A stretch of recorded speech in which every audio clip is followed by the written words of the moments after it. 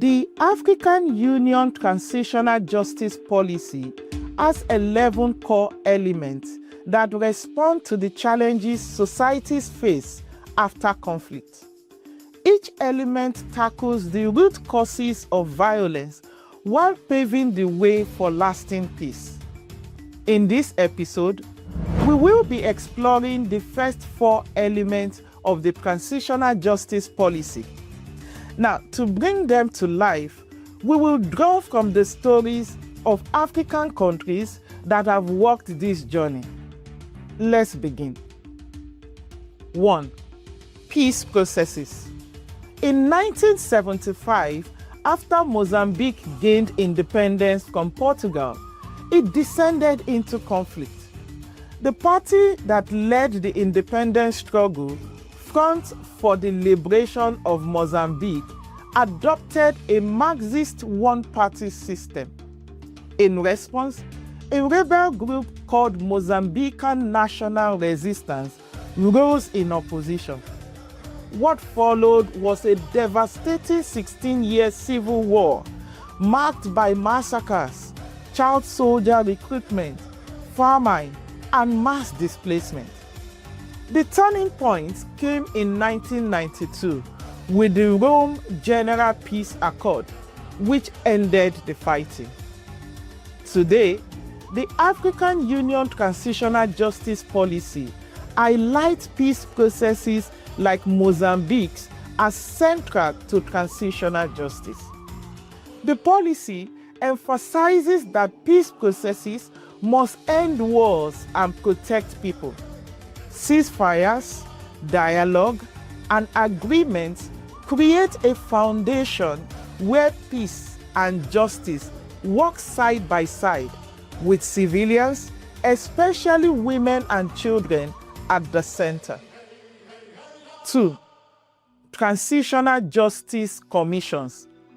Transitional Justice Commissions are truth-seeking bodies set up by countries to face the past openly. They listen to victims, investigate crimes, name perpetrators, and recommend reforms.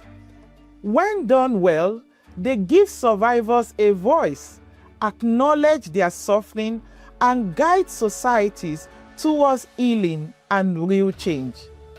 South Africa's experience is one of the most powerful examples.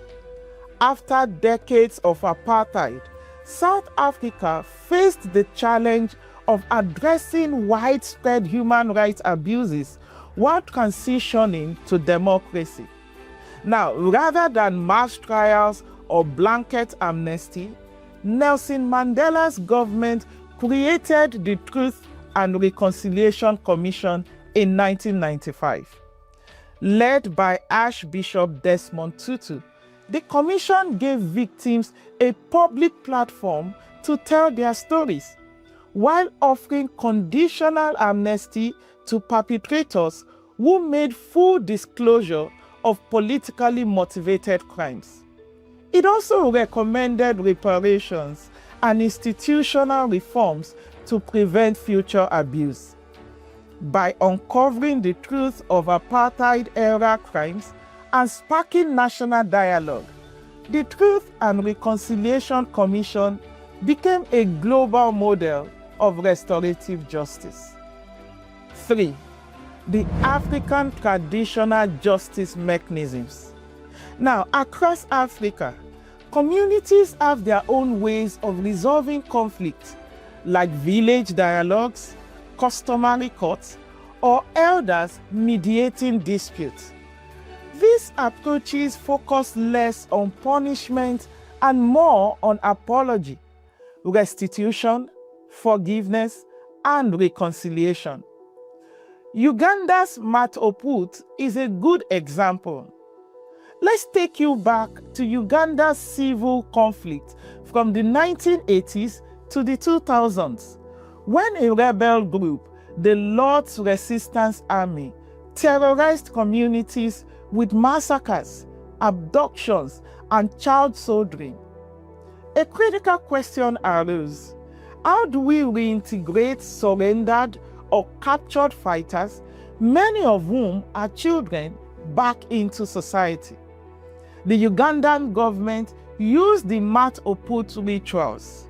The Mat Oput is a restorative justice practice designed to reconcile two clans after a killing or serious wrongdoing. It involves truth-telling, acknowledgement of harm, symbolic acts of cleansing, compensation, often cattle or other goods, and the sharing of a bitter drink made from the Oput tree roots. Drinking the bitter roots together signifies that both sides are willing to swallow the bitterness of the past and move forward in peace. The ritual helped communities see returnees not just as perpetrators, but also as victims of abduction and indoctrination. 4. Reconciliation and social cohesion. Reconciliation is about rebuilding trust after conflict. It invites communities to share their stories, recognize each other's pains, and find ways to live together again. Reconciliation efforts go beyond legal systems, as in Liberia's case. Now, after 2 brutal civil wars, the country set up a Truth and Reconciliation Commission to confront past abuses and promote healing. But with a weak justice system and communities placing more trust in tradition than in formal court, the TLC recommended the Palaver Hut hearings. Now, the Palaver Hut is a communal space where elders and community members gather to resolve disputes. These hearings allowed perpetrators to confess and seek forgiveness, while victims voiced grievances and received acknowledgement. They were especially suited for less severe crimes and community-level conflicts, creating space for reconciliation rooted in local culture and shared humanity.